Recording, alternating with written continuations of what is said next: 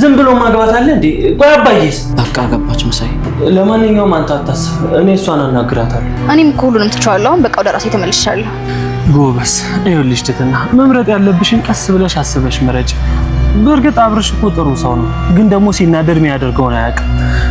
ያው ስለ መድብል እንኳን ብዙ አላውቅም፣ ግን ማንም ሰው ቢሆን ይኸውልሽ ልታገቢ ስትፈልጊ መጥፎ ገኑን አምነሽ መቀበል አለብሽ። እሺ ቆይሽ፣ አሁን ካርታውን ወደ እኔ ለማዞር ምንድን ነው የሚያስፈልገኝ? ዊል ምናምን አትበል፣ በቃ ገንዘብ ብቻ በቂ ነው። አውቃለሁ ቤቱማ በጣም ትልቅ ነው፣ ግን ትንሽ አስተያየት አድርጉልኝ። ምን እያለችው ስታወራ የሰማሻት? ካርታ ምናምን እሱስ ምን ይጠቅመናል? እዚህ ቤት እንደሆነ ካርታ ያለው ሰው እንኳን የለም። አይ ግን አይመስለኝም። የሆነ ግን ወንጀል ነክ ነገር ሳይሆን አይቀርም። ታውቂያለሽ ስንት ብር ነው ምናምን እያለችው ነበር። እሺ ከዛ ማለቷ ቀንሳ ነው የምታወራው። ምንም መስማት አልቻልኩም። ይሄን ፖስታ ሳትከፍቺ በርጋ ላለው ሰው ትሰጪዋለሽ። ኧረ እኔ ለምን እነካከዋለሁ? ግን ለማን ሰው አይመለከትሽም። የሆነ ቀጫጫ ሰው አለ፣ ወስደሽ ስጪው እንዳከፍቺው። ልጅ ግን እኮ ታሽጓል። እና ታሸጋት አይደለም ችግር አለው። ይሁንሽ ምን ካለም ማለት መሰለ እናሽጋለን። ሻማታንቺ አራራ ተይቅርብኝ። አንቺ ምን አባሽ ነው የማትመለሺው? በርጋ አይደል እንዴ ስጪው ያልኩሽ?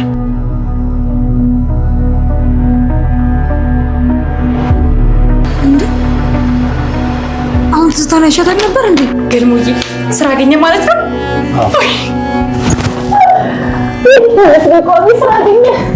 አብሽን ሁሉ ይፈጠራል ብዬ አይደለም። በቃ ስም ብዬ ልለካ።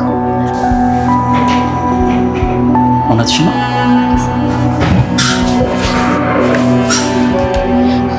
ይኸውልሽ ቀለበት ማድረግ ከፈለግሽ ደግሞ ነው ያለሽ። ቀለበቱ መቼ ነው? ፍቅር የተማረበት እንጂ እና እንገባ እንዴ?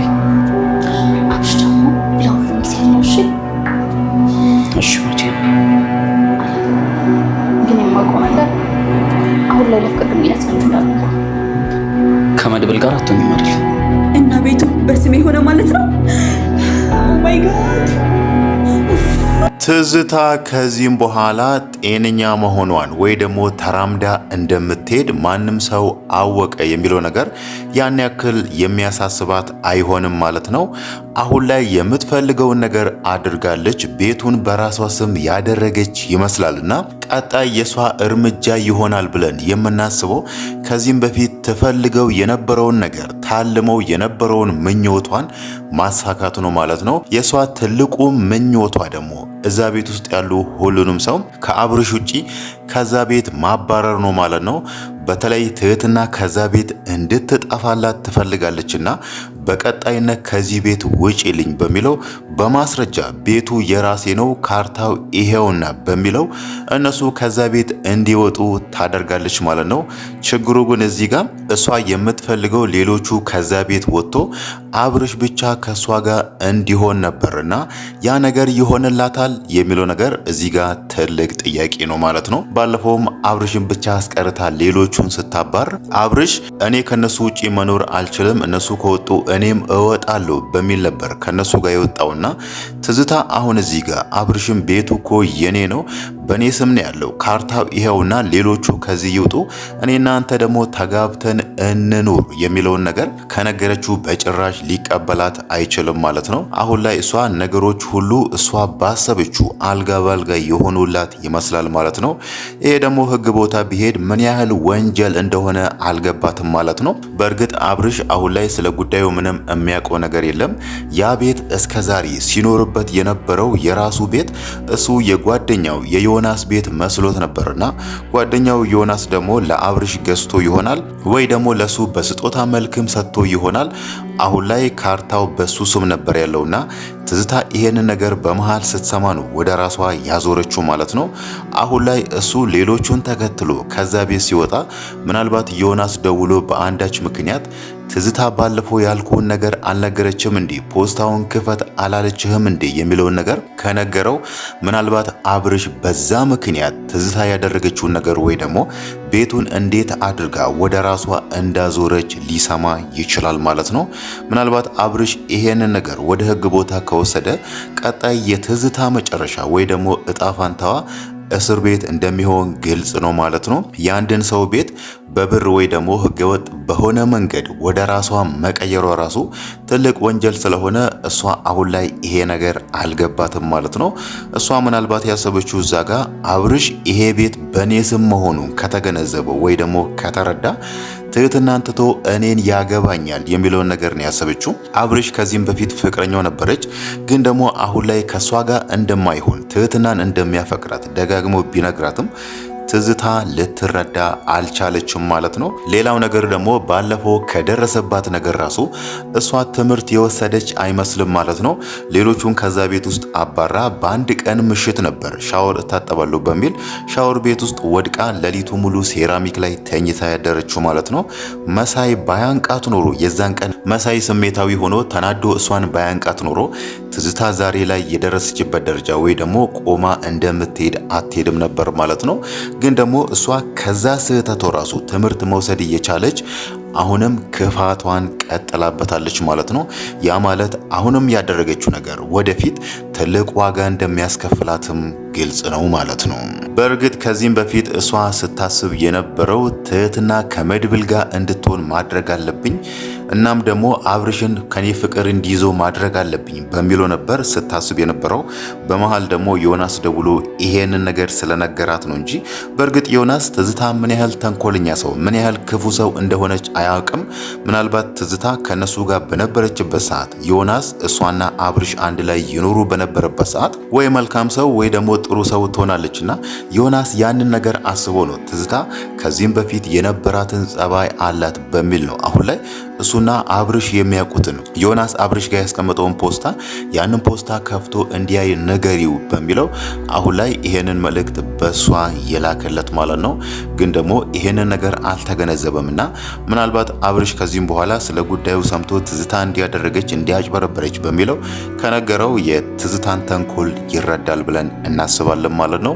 ሌላው ነገር ደግሞ አብርሽ አሁን ላይ በጣም ያስደነገጠው መድብል ለትህትና ቀለበት ሲያደርግላት ማየቱ እውነት ትህትና መድብልን ፈልጋው ከሱ ጋር መሆን ፈልጋ ቀለበት ሲያደርግላት እሺ ብላ የተቀበለችው መስሎታል ማለት ነው። ግን ደግሞ እዛ ጋር የተፈጠረውን ነገር አይተናልና አብርሽ አሁን ላይ በጣም ደስተኛ ሆኗል። ትህትናን ማግባት እንደሚፈልግ እንጋባ እንዴ አብረን እንሆን እንዴ ከመድብል ጋር አትሆኝም አይደል የሚለውን ነገር እየጠየቃት ነውና ትህትና ግን እዚህ ጋር ምን እያደረገች ነው? ወይ ከመድብል ጋር ወይ ከአብርሽ ጋር አልሆነችም። እሷም አሁን ላይ በሁለቱ መካከል ቆማ በጣም ግራ እየተጋባች ይመስላል ማለት ነው። ግን ደግሞ እዚህ ጋር አንድ እንደ ሐሳብ የምናነሳው ነገር መድብል ከዚህም በኋላ ከትህትና ጋር ያለውን ነገር ቢያቆም ይሻለዋል ማለት ነው። እሷ አሁን ላይ እያሰበች ያለችው መድብል ስለማይቀና ወይ ደግሞ እንደ አብርሽ ስሜታዊ ስለማይሆን እሱ እኔ ለፍቅር አይፈልገኝም የሚለውን ነገር እያሰበች ነው ማለት ነው። ግን ደግሞ የመድብል እንደ አብርሽ ያለመሆኑ ወይ ደግሞ ነገሮችን በተረጋጋ መንገድ መረዳት የመድብልን መረጋጋት ወይ ደግሞ የመድብልን ማስተዋልነት ነው የሚያሳየው እንጂ ትህትናን አይፈልጋትም አይወዳትም የሚለውን ነገር ልናስብ አንችልም ማለት ነው። እሷ ደግሞ አሁን ላይ እያሰበች ያለችው አብርሽ ብቻ እንደማያፈቅራትና መድብል ምንም ለሷ ስሜት ያሌለው መስሏታል ማለት ነው። ግን ደግሞ ለራሷ ግራ ተጋብታ ከሁለቱ ማንን መምረጥ ወይ ደግሞ ከሁለቱ ማንን ከልቧ እንደምታፈቅር አላወቀችምና መድብል ደግሞ ከእንደዚህ አይነት ሰው ጋር ጊዜውን ከሚያቃጥል ወይ ደግሞ ለሱ ከማትሆነው ሰው ጋር ጊዜውን ከሚያጠፋ የራሱን መንገድ ቢመርጥ ይሻለዋል ማለት ነው። ትህትና አሁን ላይ ለሁለቱም ቁርጥ ያለ ነገር አልነገረቻቸውም። አሁን ላይ እሷ ሁለቱም ጋር ስትደርስ የምትላቸው እኔ አሁን ላይ ለፍቅር ዝግጁ አይደለሁም የሚለውን ነገር እያሰበች ነው።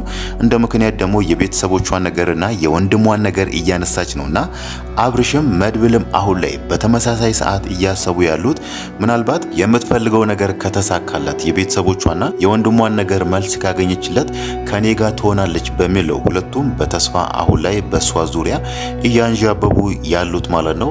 ግን ደግሞ አብርሽ እንዳለ ሆኖ መድብል ከዚህም በኋላ ከትህትና ጋር ያለውን ነገር ቢያቆም ይሻለዋል ማለት ነው።